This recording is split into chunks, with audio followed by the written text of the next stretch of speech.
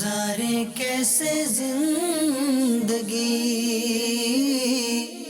آؤ علماء سے پوچھ لیں، آئے جو مشکل پیش کوئی،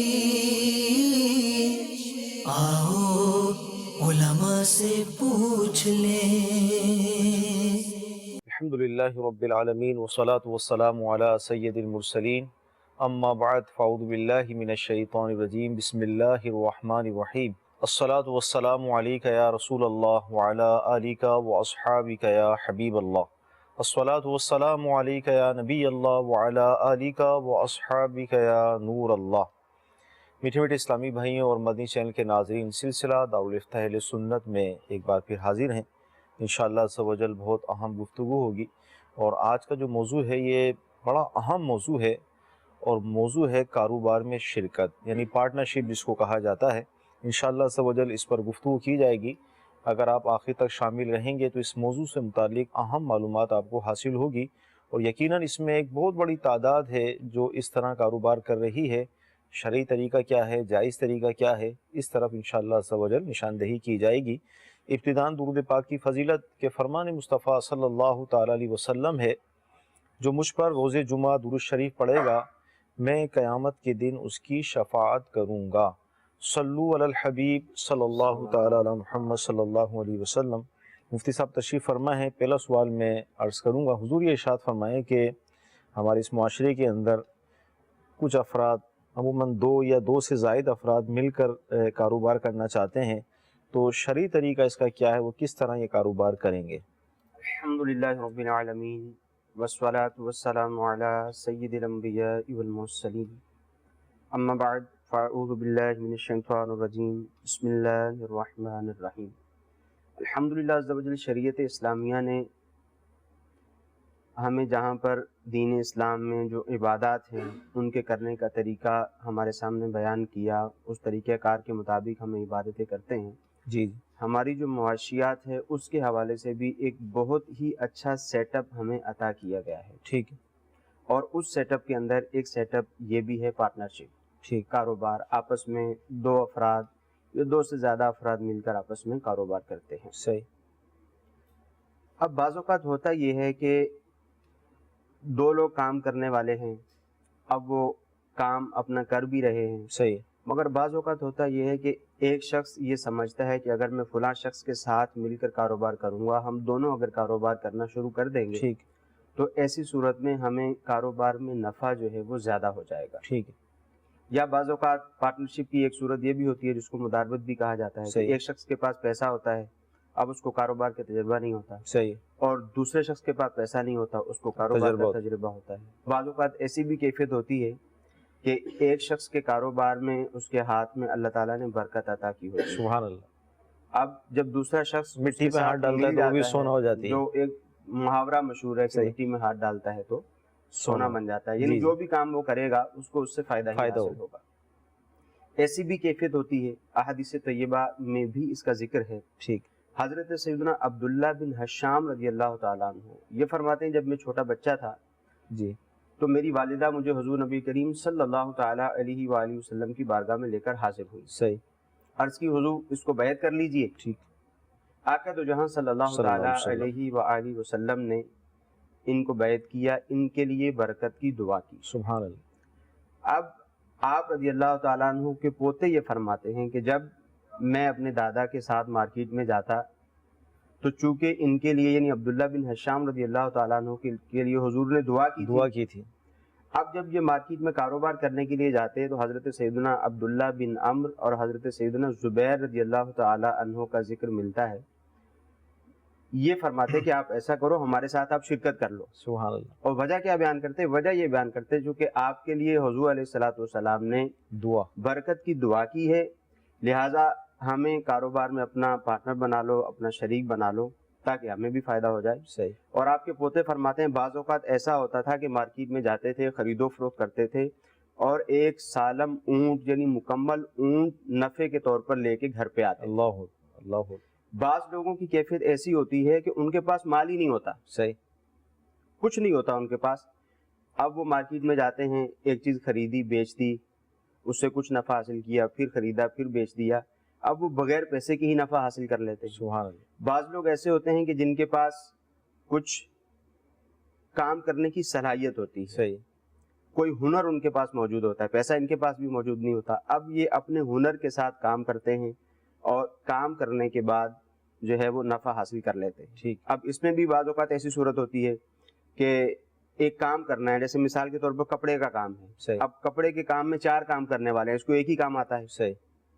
اب یہ 3 دوسرے لوگوں کو بھی اپنے ساتھ شامل کرتا ہے جن کو 3 دوسرے کام آتے ہیں، صحیح، اب یہ سب مل کے کام کرتے ہیں، ایسی بھی شرکت ہوتی ہے۔ صحیح، تو یہ شرکت کی مختلف صورتیں ہیں۔ ٹھیک ہے۔ اب جب مسلمان مل کر آپس میں کاروبار کریں، آپس میں شراکت کریں، تو ان کو چاہیے کہ ایک دوسرے کے ساتھ خیانت نہ کریں۔ ٹھیک ہے، اللہ تعالیٰ برکت عطا فرماتا ہے۔ ابو ہریرہ رضی اللہ تعالیٰ عنہ سے روایت ہے، رسول اللہ صلی اللہ علیہ وسلم نے فرمایا کہ اللہ تعالیٰ فرماتا ہے کہ 2 شریکوں کا میں ثالث رہتا ہوں۔ سبحان اللہ، 2 لوگ آپس میں مل کے کام کر رہے ہیں، فرمایا ان کا میں ثالث رہتا ہوں جب تک آپس میں ایک دوسرے کے ساتھ خیانت نہ کریں۔ ٹھیک، جب آپس میں ایک دوسرے کے ساتھ خیانت کرتے ہیں تو میں ان سے جدا ہو جاتا ہوں۔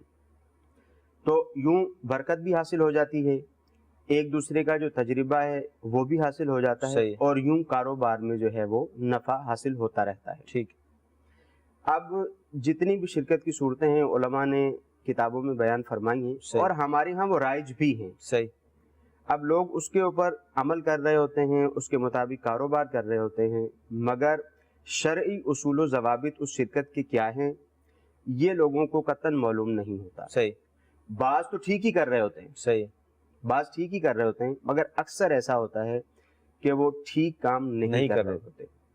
علماء نے شرکت کی 2 صورتیں بیان کی ہیں۔ ٹھیک ہے، ایک تو اس کو کہا جاتا ہے شرکت ملک۔ صحیح، اب شرکت ملک کیا ہے؟ شرکت ملک یہ ہے کہ 2 افراد کسی ایک چیز کے مالک ہوں۔ صحیح، اب یہ کئی طرح سے ہو سکتی ہے۔ صحیح ہے، اس کی ایک صورت تو یہ ہے کہ کسی شخص کا انتقال ہوا، اس کے 2 بیٹے ہیں، اس کے 2 بیٹوں کو وراثت میں کوئی ایک چیز ملی، ٹھیک ہے، اب یہ دونوں اس کے مالک ہیں۔ مالک، کسی نے ان کو تحفہ دیا یا کسی نے ان کے لیے وصیت کی، انہوں نے اس وصیت کو قبول کیا، صحیح، تو یہ مالک ہو جائیں گے۔ بعض اوقات اس میں بھی کاروبار کی صورتیں ہوتی ہیں، صحیح، جیسے والد کا انتقال ہوا، اب اس نے دکان چھوڑی، دکان میں مال بھی ہے، اب یہ دونوں اس کے مالک ہیں۔ ٹھیک ہے، اب یہ چاہیں تو اس میں آپس میں شرکت عقد وغیرہ جو ہے کر سکتے ہیں۔ ٹھیک ہے، اور جو دوسری صورت ہے جو ہمارے ہاں عمومی طور پر پائی جاتی ہے، اس کو شرکت عقد کہا جاتا ہے۔ اس کو آپ یوں سمجھ لیں، آپ اس کو یہ کہہ سکتے ہیں کہ 2 لوگوں کا مل کر آپس میں کاروبار کرنا۔ ٹھیک ہے، 2 لوگوں کا مل کر آپس میں کاروبار کرنا یا زیادہ لوگوں کا مل کر آپس میں کاروبار کرنا۔ ٹھیک ہے، اب اس کی علماء نے صورتیں بیان فرمائی ہیں جو عام طور پر ہمارے معاشرے میں پائی جاتی ہیں۔ ایک صورت تو یہ ہے کہ دونوں ہی طرف مال موجود ہوتا ہے، صحیح، 5 لاکھ روپے ایک نے دیا، 5 لاکھ روپے دوسرے نے دیا، اور مل کر انہوں نے کاروبار کرنا شروع کر دیا۔ ٹھیک ہے، اس کو یہ جو شرکت ہے اس کو کہا جاتا ہے مال کے ساتھ شرکت ٹھیک کرنا، ہے، شرکت بالمال ہے۔ صحیح، دوسری شرکت ہوتی ہے شرکت بالعمل۔ اب وہ شرکت بالعمل کیا ہے؟ جیسے میں نے ابتدا میں بھی عرض کیا تھا کہ 2 لوگ ہیں، ایک کو ایک کام آتا ہے، دوسرے کو دوسرا کام آتا ہے۔ جیسے میں نے ایمبرائڈری کی آپ کو مثال دی تھی، کپڑے کے کام کی آپ کو مثال دی تھی۔ ٹھیک، ایک کو سلائی کرنا آتی ہے، دوسرے کو کپڑا رنگنا آتا ہے۔ اب یہ دونوں مل کے آپس میں شرکت کر لیتے ہیں کہ ہم صحیح، لوگوں سے کام لیں گے، ایک کام تم کرو گے، ایک کام میں کروں گا، جو بھی نفع ہوگا اس کی آپس میں پرسنٹیج وغیرہ طے کر لیں گے۔ ٹھیک ہے، اسی صورت یہ ہے کہ 2 افراد مل کے آپس میں کام کرتے ہیں، ان کے پاس کچھ بھی نہیں ہے، صحیح، ان کو شرکت بالوجوہ کہا جاتا ہے اس کو، ٹھیک ہے، کہ مارکیٹ میں لوگ ان کو جانتے ہیں، یہ مارکیٹ میں جاتے ہیں، لوگ ان کو ادھار مال دے دیتے ہیں۔ صحیح، اب یہ دونوں ادھار مال خریدتے ہیں، بیچتے ہیں، اس سے جو بھی نفع وغیرہ حاصل ہوتا ہے یہ آپس میں ایک دوسرے میں تقسیم کر لیتے ہیں۔ تو ہماری جو گفتگو کا جو ابتدائیہ ہوگا وہ ہوگا اس شرکت سے جو شرکت مال کے ساتھ ہوتی ہے۔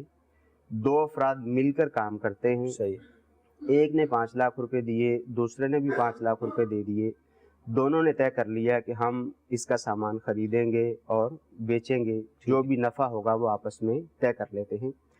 اس شرکت کی جو ابتدائی شرط ہے وہ یہ ہے کہ یہ شرکت روپے پیسے کے ساتھ ہو سکتی ہے، صحیح، اور سونے چاندی کے ساتھ کرنا چاہیں تو سونے چاندی کے سکوں کے ساتھ ہو سکتی ہے، ٹھیک ہے، زیورات وغیرہ کے ساتھ نہیں ہو سکتی۔ ٹھیک ہے، روپیہ پیسہ ہوگا تو روپے پیسے کے ساتھ یہ والی شرکت جو ہے وہ ہو سکتی ہے۔ ٹھیک، مدنی چینل کے ناظرین، یعنی ابھی جو ابتدائی ایک بیان کیا گیا، یعنی شرکت کے حوالے سے جو کاروبار میں شرکت ہوتی ہے اس کی ایک تمہیدی گفتگو ابھی مفتی صاحب نے فرمائی ہے، اس کی مختلف صورتیں بھی بیان کی، یعنی شرکت بالملک کس طرح ہوتی ہے، مال کے ساتھ کس طرح ہوتی ہے، شرکت وجوہ کس طرح ہوتی ہے، اس کو بھی آپ نے بیان فرمایا۔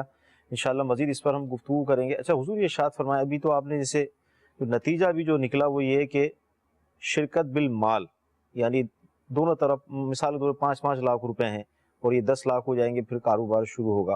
اگر ایک طرف مال ہو اور دوسری طرف کوئی چیز ہو، اشیاء ہو، جیسے کپڑا ہے دوسری طرف مال ہے، تو اس صورت میں کیا ہوگا پھر؟ یہ صورت ہمارے معاشرے میں بہت زیادہ پائی جاتی ہے۔ تیسرا ایک ان ہونا چاہتا ہے اس طرح بعض اوقات، جی یہ صورت بہت زیادہ پائی جاتی ہے، یا تو تیسرا ان ہونا چاہتا ہے جی یا ایک ہی فرد کام کر رہا ہے۔ ٹھیک ہے، اس کی مثال کے طور پر آپ مثال لے لیں کہ کپڑے کی دکان ہے، ٹھیک ہے، اب دوسرا شخص یہ چاہتا ہے اور یہ بھی چاہتا ہے کہ میں مزید اس میں مال ڈال لوں ٹھیک ہے، تاکہ میرا کاروبار اچھا ہو جائے، ٹھیک ہے۔ اس کو بھی فائدہ ہو جائے گا، اس کو بھی۔ آئیے ہم آپ کا ویڈیو جو سوال ہے اس کو ہم شامل سلسلہ کرتے ہیں۔ میرا نام محمد عمیر رضا اتاری ہے۔ میرا سوال مفتی صاحب سے یہ ہے کہ بسا اوقات کوئی آئٹم میں گراہک ہمارے سے کمی بیشی کرواتے ہیں، مثال کے طور پر کوئی 60 روپے کی چیز ہو اور گراہک کہے کہ اسے میں کم کر دیجئے، تو ہمارا کہنا یہ ہے کہ ہمارا نقصان ہو جائے گا نفع میں، تو کیا یہ کہنا جائز ہے؟ جی انشاءاللہ اس کا ہم جواب عرض کرتے ہیں، کیا فرمائیں گے اس حوالے سے؟ جب ایک شخص دکاندار کے پاس جاتا ہے اور دکاندار سے کوئی چیز طلب کرتا ہے، دکاندار اس کو کہتا ہے کہ میں تمہیں یہ چیز 70 روپے کی دوں گا، گاہک کہتا ہے کہ 70 روپے میں نہیں، آپ مجھے 60 روپے میں دے دو۔ اب دکاندار گاہک کو کہتا ہے کہ یہ چیز اگر میں تمہیں 60 روپے کی دوں گا تو مجھے نفع میں نقصان ہوگا، یعنی اس نے 50 روپے کی خریدی ہوتی ہے، 70 روپے کی بیچے گا تو 20 روپیہ نفع ہوگا، اور 60 کی بیچے گا تو 10 روپیہ نفع ہوگا۔ تو ایسی صورت میں اگر یہ والے الفاظ کہتا ہے تو اس میں کوئی جھوٹ والی بات نہیں ہے، نہ سامنے والے کے ساتھ کوئی دھوکہ دہی ہے، ایسا کہہ سکتا ہے، مگر عمومی طور پر ایسا نہیں ہوتا۔ شاید کوئی ایسا کرتا ہوگا، عمومی طور پر ایسا نہیں ہوتا۔ عموماً یہ ہوتا ہے کہ لوگ 50 روپے کی چیز خرید کے لے کر آئے ہیں، سامنے والا 60 روپے کی خریدنا چاہتا ہے، تو یہ کہتے ہیں کہ ہمیں نقصان ہو رہا ہے، حالانکہ 10 روپے نفع ابھی بھی ہو رہا تھا، یا سامنے والے سے یہ کہتے ہیں کہ بس آپ کے لیے چھوڑ رہے ہیں، نفع دوسروں سے کما لیں گے۔ تو یہ طریقہ کار غلط ہے، دھوکہ نہیں ہونا چاہیے، جھوٹ نہیں ہونا چاہیے۔ واقعتاً اگر ایسا ہی ہے کہ 10 روپے اس کو نفع پہنچ رہا ہے، 20 روپے نفع لینا چاہتا تھا، تو اب یہ واقعتاً نفع میں نقصان ہے۔ یہ تاجروں کی ایک اصطلاح ہے کہ نفع میں نقصان ہو جائے۔ جی اچھا حضور، جو بات چل رہی تھی ہماری اس حوالے سے اس کو کنٹینیو کریں، یعنی مال مطلب شریک ہوا، ایک آدمی آ کر خود دعوت پیش کرتا ہے کہ مجھے آپ شامل کر لیں چلتے کاروبار کے اندر، تو اس حوالے سے کیا فرمائیں گے؟ یہ ہمارے معاشرے میں ایک عمومی طور پر یہ رائج ہے۔ جی بعض لوگ اپنے کاروبار کو وسعت دینے کے لیے، بڑھانے کے لیے، اور بعض پھنس گئے کسی وجہ سے، جی مارکیٹ کا قرض بہت زیادہ ہو گیا، ان وجوہات کی بنا پر کسی دوسرے شخص کو شامل کرنا چاہتے جی ہیں۔ اب آفر چاہے دکاندار کی طرف سے ہو، چاہے انویسٹ کرنے والے کی طرف سے ہو، ٹھیک، دونوں ہی صورتوں میں مطلقاً یوں نہیں کر سکتے۔ ہمارے یہاں کیا ہوتا ہے کہ اس نے 5 لاکھ روپے اس کو دے دیا، اس نے اپنی ضرورت میں استعمال کر لیا، اب اس نے اپنی ضرورت میں 5 لاکھ روپے استعمال کر لیا اور منتھلی سامنے والے کو کچھ نہ کچھ دیتا رہتا ہے، اور اس کا 5 لاکھ روپے بھی اپنی جگہ پر قائم رہتا ہے۔ صحیح۔ یہ تو سیدھی سیدھی سود کی صورت ہے۔ اچھا سود ہو جائے گا۔ اگر شرکت کرنا چاہتے ہیں تو اس کا طریقہ کار اس طرح سے شرکت نہیں ہو سکے گی۔ صحیح، اس کا ایک طریقہ کار ہے۔ اس کا طریقہ کار یہ ہے کہ مثال کے طور پر اس کے پاس دکان میں 10 لاکھ روپے کا مال رکھا ہوا ہے، صحیح، یہ 5 لاکھ روپے ملانا چاہتا ہے، صحیح، یہ 3 لاکھ روپے ملانا چاہتا ہے، یا 2 لاکھ روپے ملانا چاہتا ہے، جتنی بھی رقم یہ ملانا چاہتا ہے۔ اب یہ اس کی دکان میں جائے گا، اس کو جا کر کہے کہ یہ 2 لاکھ روپے کا مال، آپ کی دکان میں جتنا مال رکھا ہوا ہے اس میں سے 2 لاکھ روپے کا مال میں خریدتا ہوں۔ ٹھیک ہے، اس میں یہ خیال رہے، ایسا نہیں کرنا کہ یہ جو ریک لگا ہوا ہے اس والا 2 لاکھ کا مال خریدتا ہوں، صحیح، یا جو یہ ریک لگا ہوا ہے اس کا 2 لاکھ کا مال خریدتا ہوں، ایسا نہیں کریں گے، مطلقاً، بلکہ بطور مشاع خریدیں گے۔ ٹھیک ہے، بطور مشاع کا مطلب کیا ہے کہ جیسے موبائل کی دکان کی آپ صحیح، مثال لے لیں، اس کے پاس 100 موبائل رکھے ہوئے ہیں، صحیح، تو اب اگر یہ موبائل 10,000 روپے کا ہے اور اس نے جو پیسے دیے ہیں ٹوٹل 10 لاکھ روپے کا مال تھا, اس نے 5 لاکھ روپے دیے ہیں, تو اب اس موبائل کے اندر ان دونوں کا حصہ ہو جائے گا. ٹھیک ہے. دکان میں جو کچھ بھی رکھا ہوا ہے, جتنا بھی سامان رکھا ہوا ہے, ان دونوں کا اس میں حصہ ہو جائے گا. ٹھیک ہے. تو اب ہم یہ کہیں گے کہ یہ ان کی شرکت ملک ہے. ٹھیک ہے. یعنی دونوں اس مال کے مالک ہو گئے. صحیح ہے. اب جب دونوں اس مال کے مالک ہو گئے تو اب یہ کہیں گے کہ ہم اس میں شرکت عقد کرتے ہیں. مطلب یہ کہ ہم دونوں مل کر اس میں کاروبار کریں گے. جو نفع ہوگا اس کی یہ پرسنٹیج ہوگی, اور نقصان تو شرکت کے اندر مال کے اعتبار سے ہی ہوتا ہے. ٹھیک ہے. اس میں ایک بات کی احتیاط اور بھی بہت زیادہ ضروری ہے. وہ کیا ہے کہ اس نے اس کو 5 لاکھ روپے دیے, جیسے عمومی طور پر ہوتا ہے. یہ تو ایک میں نے طریقہ بتا دیا. صحیح ہے. اب جب یہ طریقہ بھی انہوں نے کر لیا, دونوں مال کے مالک ہو گئے, انہوں نے شرکت عقد کر لی, اب آپس میں مل کر کاروبار کرنا شروع کر دیا. ٹھیک ہے, یہ تمہارا اور میرا دونوں کا ہمارا مال ہے. ٹھیک ہے. اب ہم اس میں کاروبار کریں گے اور نفع کی پرسنٹیج وغیرہ طے کر لی. ٹھیک. مگر اس میں یہ بات ذہن میں رہے کہ جو پہلا دکاندار تھا, صحیح, اس نے مارکیٹ سے کچھ پیسے لینے بھی ہوں گے اور کچھ پیسے مارکیٹ میں دینے بھی ہوں گے. ٹھیک ہے. اس کا حساب اس کو بالکل الگ تھلگ کرنا پڑے گا. صحیح, کیونکہ اب یہ ان دونوں کا مال ہو گیا. صحیح. اب ایسا نہیں کر سکتا کہ جو پہلا قرضہ اس نے اتارنا ہے یہ دونوں مالوں میں سے اتارتا رہے. صحیح. یا جو وہاں سے واپس آئے گا اس کو بھی اس کے اندر مکس کرتا رہے. تو ایسا نہیں ہو سکتا. ہاں, اس کا جو اپنا نفع ہوگا یہاں سے, صحیح, اس سے اپنا قرض اتارتا رہے. وہاں سے جو بھی رقم اس کو آئے گی, اس کے پاس آئے گی, اس کو یہ الگ تھلگ ہی رکھے گا. ٹھیک ہے. اچھا, اس میں نفع کی صورت کیا ہوگی؟ جیسے ابھی اگرچہ آپ نے جواب میں فرمایا پرسنٹیج وغیرہ, لیکن نفع کس طرح ہوگا اس میں؟ نفع یہ دونوں آپس میں طے کر سکتے ہیں. صحیح, نفع دونوں کو طے کرنے کی اجازت ہے. ٹھیک ہے. جیسے ایک کے 4 لاکھ روپے ہیں, دوسرے کے 6 لاکھ روپے ہیں. کام بھی یہ طے کر لیا کہ دونوں ہی کام کریں گے. ٹھیک ہے. تو نفع میں کمی بیشی کرنے کی شرعی طور پر اجازت ہے. اس میں کسی طرح کا کوئی مسئلہ نہیں ہے. نفع میں کمی بیشی کر سکتے ہیں. دونوں نے دکان کھول لی, اب یہ دکان پہ بیٹھتے ہیں, کام کرتے ہیں. ٹھیک ہے. ایک کے 6 لاکھ روپے لگے ہوئے ہیں, ایک کے 4 لاکھ روپے لگے ہوئے ہیں. اب جو جس کے 6 لاکھ روپے لگے ہوئے ہیں وہ یہ چاہتا ہے کہ میرا نفع کچھ زیادہ ہو. صحیح. تو شرعی طور پہ کوئی حرج نہیں ہے. ٹھیک ہے. اس کا نفع زیادہ ہو سکتا ہے. اچھا, اس میں اگر یہ بھی آپ ارشاد فرما دیں کہ مثال کے طور پہ دونوں کا مال ہے 5-5 لاکھ روپے, تو کیا اب دونوں ہی کے لیے لازم ہے کہ دونوں کام کریں گے, یا ایک کام کرے گا دوسرا بھلے مطلب کچھ نہ کرے؟ دیکھیں, اس میں مختلف صورتیں ہوتی ہیں. صحیح. بعض اوقات تو ایسا ہوتا ہے کہ یہ طے ہوتا ہے کہ دونوں ہی کام کریں گے. ٹھیک ہے. اب بعد میں دوسرا شخص کسی مجبوری کی وجہ سے یا کسی بھی بنا پہ کام نہیں کرتا. صحیح. تو اس میں شرعی طور پہ کوئی قباحت نہیں. اچھا. مگر ایسا نہیں کرنا چاہیے. اگر دونوں کا کام کرنا طے پایا ہے, صحیح, اب جب ایک کام نہیں کرے گا, صحیح, اور نفع انہوں نے کہا تھا ہم برابر برابر تقسیم کریں گے, ٹھیک تو ہے, پھر آپس میں بدمزگی ہو جائے گی. صحیح. ایک تو شرعی اصول و ضوابط ہیں وہ اپنی جگہ پر, ٹھیک ہے, اس کے علاوہ معاشرتی طور پر بھی بہت ساری چیزوں کو مد نظر رکھنا جو ہے وہ ضروری ہوتا ہے. تو اب ایسا یہ نہ کرے, جیسے مثال کے طور پہ اس کا طے ہوا تھا کہ یہ 4 گھنٹے یا 6 گھنٹے دکان پہ وقت دے گا. صحیح. تو اس کو چاہیے کہ یہ اتنا وقت دے. ٹھیک ہے. ایک تو یہ صورت ہو گئی کہ ایک کے پاس رقم اور دوسرے کے پاس مال سامان. صحیح. بعض اوقات ایسا بھی ہوتا ہے کہ دونوں کے پاس ہی سامان ہے, صحیح, رقم کسی کے پاس بھی نہیں ہے. ٹھیک ہے. اب اگر یہ آپس میں دونوں شرکت کرنا چاہتے ہیں, بعض اوقات ایسا ہوتا ہے کہ ایک دکان والے کو نقصان ہو رہا ہے, صحیح, اس نے کہا میں اپنا مال اٹھا کے تمہاری دکان میں لا کے رکھ دیتا ہوں, یہیں بیٹھ کے دونوں کام کرتے ہیں. صحیح. تو اس طرح سے بھی مطلقاً شرکت کی شرعی طور پہ اجازت نہیں ہے. ٹھیک ہے. یہ ذرا غور سے سننے والی بات ہے. صحیح. اس میں یہ کرنا ہوگا کہ مثال کے طور پر اس کے پاس بھی 5 لاکھ روپے کا مال ہے, کپڑا رکھا ہوا ہے, اس کے پاس بھی 5 لاکھ روپے کا مال ہے, کپڑا رکھا ہوا ہے. اب جس طرح میں نے پہلے کہا تھا خرید و فروخت کا, صحیح, اسی طرح اب یہ کپڑے کے بدلے میں کپڑا بیچیں گے. صحیح. یہ اپنا آدھا کپڑا اس کے آدھے کپڑے کے بدلے میں بیچے گا, اور یہ والا اپنا آدھا کپڑا اس کے آدھے کپڑے کے بدلے میں بیچے گا. صحیح. اور بطور مشاع ہر تھان کے اندر, کپڑے کے ہر جز کے اندر دونوں کا حصہ ہو جائے گا. اب یہ کہا جائے گا کہ یہ دونوں اس مال کے 10 لاکھ روپے کے مال کے مالک ہو گئے. ٹھیک. اب یہ کہیں گے کہ اب ہم اس میں شرکت کریں گے, یعنی ہم مل کے کاروبار کریں گے. نفع کی پرسنٹیج یہ ہوگی اور نقصان کی پرسنٹیج یہ ہوگی. مدنی چینل کے ناظرین, کتنا دلچسپ یہ سلسلہ چل رہا ہے اس حوالے سے کہ یہ ہمارے معاشرے میں ساری صورتیں رائج ہیں جس کی طرف نشاندہی بھی کی جا رہی ہے, اور اصل شرعی کیا حکم ہے اس کو بھی بیان کیا جا رہا ہے. آئیے آپ کا ایک سوال جو ویڈیو سوال ہے اس کو ہم شامل کرتے ہیں. میرا نام محمد فرید قادری ہے. اور میرا ریئل اسٹیٹ سے میری اس فیلڈ سے واسطہ ہے. اس سلسلے میں مفتی صاحب سے سوال عرض کرنا چاہتا ہوں. مفتی صاحب رہنمائی فرمائیں میری.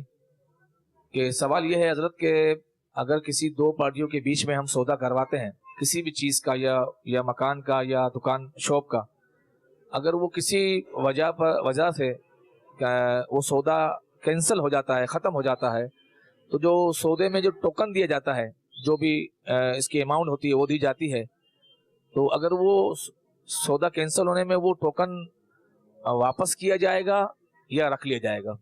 یہ جو ہے وہ عمومی طور پر ہمارے معاشرے کا ایک ناصور ہی کہا جائے گا اس کو. جی کہ ایک شخص ہے، اس کی مثال میں اس طرح سے دوں گا کہ جو لوگ اس طرح کا کام کرتے ہیں ان کو سوچنا چاہیے. صحیح. ایک غریب نادار شخص ہے، اب اس نے بڑی مشکل سے پیسے جمع کیے، پیسے جمع کرنے کے بعد اب اس نے کسی سے مکان خرید لیا. ہمارے یہاں عمومی طور پر یہ ہوتا ہے ٹوکن دیا جاتا ہے. 15 لاکھ روپے کا مکان خریدا، 2 لاکھ روپے اس نے ٹوکن دے دیا. 3 مہینے کا وقت لیا گیا. اب 3 مہینے کے بعد اب اس کو رقم ادا کرنی تھی. بیچارے کے ساتھ کوئی ایسی مجبوری پیش آ گئی کہ اس کی رقم میں سے کچھ رقم یا اس کی ساری رقم کہیں پہ خرچ ہو گئی. اب یہ لے ہی نہیں سکتا، اس کے پاس ہے ہی نہیں بیچارے کے پاس. اب آپ بتائیں، اب مارکیٹ کا جو اصول ہے وہ یہ اصول بنا ہوا ہے کہ اگر یہ نہیں خریدے گا تو اس نے جو 2 لاکھ روپے دیا تھا وہ اس کے پیسے ضبط کر لیے جائیں گے. آپ بتائیں اس بیچارے کے دل پہ کیا گزرے گی کہ جس نے اتنی مشکل سے پیسے جمع کیے اور اس کے 2 لاکھ روپے آپ نے اپنے پاس رکھ لیے. اس کی تازہ مثال میں آپ کو بتاتا ہوں کہ دارالفتہ اہل سنت میں اسی طرح کا ایک سائل آیا اور اس نے کہا کہ ٹوکن میں دے چکا ہوں، اگر میں نے رقم نہ دی تو میری ٹوکن کی رقم ضائع ہو جائے گی، اور مجھے کوئی پیسے دینے کے لیے تیار بھی نہیں ہے، میرے پاس رقم موجود ہی نہیں ہے. رشتہ داروں سے مانگ چکا ہوں، دوستوں سے مانگ چکا ہوں، کہیں سے نہیں ملی. اب آپ مجھے اس بات کی اجازت دیں کہ میں بینک سے لون لوں، سود پر قرض لوں، تاکہ میں جو 9 لاکھ روپے دے چکا ہوں میرا یہ 9 لاکھ روپے بچ جائے. تو یہ حرام ہے. بغیر کسی وجہ کے کسی کا یوں پیسہ لے لینا شرعی طور پر اس کی اجازت نہیں ہے. قرآن مجید فرقان حمید میں اور احادیث طیبہ میں جو شخص، اب یہ ایک طرح سے یہ مقروض ہو گیا، اس کو مہلت دینے کا حکم دیا گیا ہے کہ اس کو مہلت دی جائے. چلیں ٹھیک ہے، اب وہ بیچارہ نہیں خرید سکتا تو آپ نہ بیچیں اس کو، جتنے اس نے پیسے دیے ہیں وہ پیسے اس کو واپس کر دیں. دوسری صورت اس میں یہ بھی ہوتی ہے کہ اگر بیچنے والے نے منع کر دیا، وہ بھی بیچارہ پھنسا ہوا ہوتا ہے کہ بیچنے والے نے منع کیا تو اب وہ 5 لاکھ روپے اگر ٹوکن ہوا تو اب 10 لاکھ روپے اس کو واپس کرے گا. بیچنے والے سے زیادہ رقم لینا نہ بیچنے کی وجہ سے یہ بھی حرام، اور مسلمان کا مال بلا وجہ کھانا ہے. اور اسی طرح سے خریدنے والا جب نہ خرید سکا اس کی ٹوکن منی ضبط کر لینا یہ بھی حرام ہے. مدنی چینل کے ناظرین، شرکت کا بڑا اہم موضوع چل رہا ہے اور کئی سوالات اس موضوع پر کر لیے گئے. اچھا حضور، یہ ارشاد فرمائے کہ مختلف صورتوں کا بیان آپ نے فرما دیا کہ اولاً دونوں پیسے برابر ملائیں گے، پھر کاروبار پھر یہ بات بیان کی گئی کہ اگر چلتے کاروبار میں کوئی ان ہوگا تو اس کی کیا صورت ہوگی. نفع کے بارے میں بھی بتا دیا کہ نفع کی کیا صورت ہوگی. پھر یہ بھی بیان ہو گیا کہ دونوں کام کریں گے یا کوئی ایک کام کرے گا. اچھا، اگر نقصان ہوتا ہے، ظاہر نقصان بھی تو ہوگا، یہ تو نہیں ہے کہ ہر وقت فائدہ ہی ہوگا. جی، تو نقصان ہونے کی صورت میں کیا ہوگا؟ دونوں کا برابر ہوگا یا کسی کا زیادہ ہوگا کسی کا کم ہوگا؟ اس میں کیا صورت ہوگی؟ دیکھیں، شرکت جو 3 طرح کی شرکت میں نے بیان کی ہے، جی سب میں الگ الگ حکم ہے. ٹھیک ہے. جو ہمارا آج کا موضوع ہے شرکت بالمال، یعنی دونوں نے رقم ملائی اور رقم ملا کے کام کیا. ٹھیک. اس میں نفع کی پرسنٹیج تو آپس میں طے کر سکتے ہیں. ٹھیک ہے. اس کی شرعی طور پر اجازت ہے، مگر جو نقصان ہے وہ آپس میں یہ لوگ طے نہیں کر سکتے. واہ. جیسے مثال کے طور پر 5 لاکھ روپے ایک نے دیا، 5 لاکھ روپے دوسرے نے دیا. انہوں نے کہا کہ 60% نفع تمہارا ہوگا، 40% نفع میرا ہوگا، اور نقصان بھی ایسا ہی ہوگا. صحیح. اور مارکیٹ میں عمومی طور پر یہی رائج ہے. صحیح ہے. اور عقل میں آنے والی بات بظاہر یہ ہے، بظاہر لگتی ہے، مگر اگر حقیقت کو دیکھا جائے اور اس پر غور کیا جائے تو عقل میں آنے والی بات وہی ہے جو شریعت نے بیان کی. بے شک بے شک. اب یہ سمجھتے یہی ہیں کہ نفع برابر ہے تو نقصان بھی برابر ہے. تو بات یہ ہے کہ نقصان مال کے اعتبار سے ہوگا. ٹھیک ہے. دونوں کے 5 لاکھ روپے ہیں. اب نفع چاہے ایک کو 90% مل رہا ہے، دوسرے کو 10% مل رہا ہے، آپس میں انہوں نے طے ایسا کیا. صحیح. مگر جب بھی نقصان ہوگا تو وہ دونوں کا برابر برابر ہوگا، کیونکہ مال برابر ہے. ٹھیک ہے. اگر مال برابر نہیں ہے، ایک کا 7% مال ہے، دوسرے کا 93% مال ہے، 93% مال ہے، ٹھیک. تو اب اگر 100 روپے کا نقصان ہوا تو جس نے 93% جس کا تھا 93 روپے اس کا ہوگا، اور 7 روپے نقصان جو ہے وہ سامنے والے کا ہوگا. ٹھیک ہے. یعنی بہت پیاری بات یہ ارشاد فرمائی آپ نے، یعنی نقصان کے حوالے سے. جی یعنی اصل یہ ہے کہ جو شریعت نے بیان فرمایا. جی. اچھا، اس میں کیا یہ بھی آپ بیان فرمائیں گے کہ مثال کے طور پہ 5 لاکھ دونوں نے ملائے، نقصان کا بھی تو ہو گیا، نفع کا بھی، وقت کا بھی کیا تعین ہوگا کہ پارٹنرشپ ہماری 6 مہینے چلے گی، 10 مہینے چلے گی، 10 سال چلے گی، یا اس کے حوالے سے کیا فرمائیں گے؟ وقت کا تعین کرنا چاہیں تو کر سکتے ہیں. اچھا. کوئی حرج نہیں ہے، وقت کا تعین کر سکتے ہیں. اگر وقت کا تعین نہیں بھی کرتے، کاروبار کرتے رہتے ہیں، اور جب شرکت ختم کرنا چاہیں تو دونوں آپس میں بیٹھ کر شرکت ختم کر لیں، ایسا بھی کر سکتے ہیں. عموماً اس کی جھگڑا بھی ہوتا ہے، شرعی طور پر اجازت ہے. جھگڑا ہوتا ہے اور آج ہی شرکت ختم. جی، وہ جھگڑا اس وقت ہوتا ہے کہ جب کسی کو نقصان پہنچتا ہے، صحیح. دونوں کو نقصان پہنچتا ہے، اور اسی وقت پھر دارالفتہ میں مسئلہ پوچھنے کے لیے آتے ہیں. پہلے تو اپنی مرضی سے جو مارکیٹ میں رائج ہے، جو طریقہ ہے، اسی کے اوپر چل رہے ہوتے ہیں. صحیح. مگر یوں ہی جھگڑا ہوتا ہے یا کسی کو نقصان پہنچتا ہے، یا اب کاروبار ختم کیا تو اب ختم کیسے کریں؟ صحیح. تمہارا نقصان زیادہ ہوا یا میرا نقصان زیادہ ہوا، میں اتنے کیوں بھروں، میں اتنے پیسے کیوں دوں؟ صحیح. اس طرح کی جب کیفیت ہوتی ہے تو پھر دارالفتہ میں معلوم کرنے کے لیے آتے ہیں عمومی طور پر. اچھا، ایک بات اور بتانے کی رہ گئی. جی. ویسے تو بہت ہی طویل موضوع ہے. صحیح. جب یہ دونوں کام کرنے کے لیے بیٹھتے ہیں، بعض اوقات ایسا بھی ہوتا ہے کہ ایک شخص کہتا ہے چلو ٹھیک ہے، کام تو ہم دونوں کریں گے. صحیح. میں 6 گھنٹے دکان پر دوں گا، تم 12 گھنٹے دے دینا. ٹھیک ہے. اب وہ سامنے والا کہتا ہے کہ اگر میں 12 گھنٹے دکان پہ دوں گا، ٹھیک ہے، 6 گھنٹے تم نے دیے، 6 گھنٹے میں نے دیے، وہ تو برابر ہوگا. صحیح. اب جو میں مزید 6 گھنٹے دے رہا ہوں، اس کی میں اجرت لوں گا. اجرت لوں. اس کی جیسے ایک ملازم اجرت لیتا ہے، ٹھیک ہے، اس کی میں آپ سے اجرت لوں گا، تو اس کی بھی شرعی طور پہ اجازت نہیں ہے. ٹھیک. تو یہ تو خود اپنے آپ کو اجیر رکھنا ہوگا کہ خود ہی اپنے پاس ملازم ہے. ٹھیک ہے. اس کی شرعی طور پر اجازت نہیں ہوگی. ٹھیک ہے. ہاں، اگر یہ سمجھتے ہیں تو شریعت نے راستہ دیا ہے. صحیح ہے. وہ سمجھتا ہے میں 12 گھنٹے کام کروں گا، میں نے مال بھی زیادہ لگایا ہوا ہے، اور سامنے والا کام کم کر رہا ہے، اس کا مال بھی کم لگا، یا مال برابر ہے، میں کام زیادہ کر رہا ہوں. تو اب اگر انہوں نے پرسنٹیج 60% اور 40% رکھی تھی، صحیح. اب وہ کہتا ہے کہ نہیں، میں 6 گھنٹے کی اجرت بھی لینا چاہتا ہوں، تو اب وہ 6 گھنٹے کی اجرت طے نہ کریں. صحیح. آپس میں یہ طے کریں کہ نفع 65 اور 35 کر لیں. ٹھیک ہے.